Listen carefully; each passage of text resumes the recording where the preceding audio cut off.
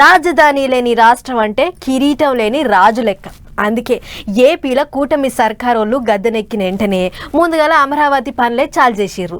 పైసలకు లోటు లేకుండా చూసుకుంటుర్రు. అంతరాల మీద అంతరాలు పెద్ద పెద్ద బిల్డింగ్లు కట్టిస్తుర్రు. వచ్చే 2 ఏళ్లల్లా ఓ రూపం తీసుకురావాలని తిప్పల పడుతుర్రు. ఇట్లనే పని ఎక్కడి దాకా వచ్చిందో చూడనీకే పోయిండంట మంత్రి సారు. మరి మనం కూడా అట్లా పోయి చూసేసొద్దాం భారీ. అమరావతి పేరు చెప్తే ఉరుక్కుంటూ రావాలి కంపెనీలు.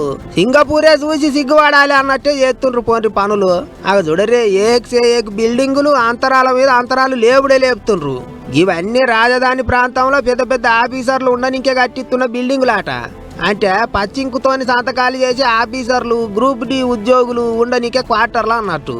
ఇక అమరావతి కట్టుడు పని అంతా తొలత సంది మున్సిపాలిటీ మంత్రి నారాయణ సారే దగ్గరుండి చూస్తాడు కదా. ఇట్లనే సోమవారం నాడు మళ్ళోసారి అటు మొకాన పోయిండు. మొత్తం 4026 ఇండ్లకు బయట పని అంతా ఒడిచిందట. లోపటి పని అడుగుతున్నదట. ఇక అక్కడక్కడ కొంతమంది పనులు నత్తనడకన చేస్తుండ్రట. కానీ ఇక వాళ్ళని కూడా ఉరికిస్తాం, ఎటు తిరిగి 3 ఏళ్లలో అమరావతిని చెక్కున మెరిచేటట్టు చేస్తాం అన్నట్టు మాట్లాడిండు మంత్రి సారు.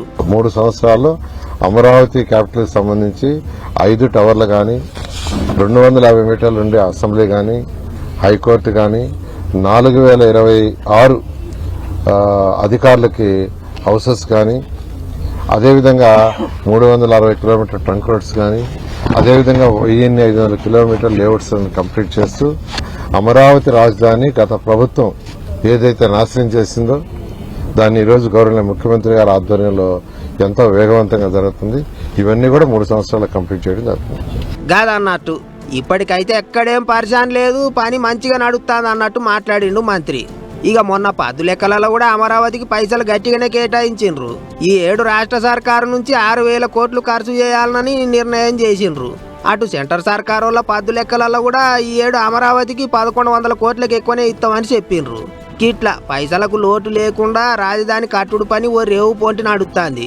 మరి ఇక 3 ఏళ్లలో ఎట్టెట్లా చెమకు మలిపిస్తారో ఏమో చూడాలి.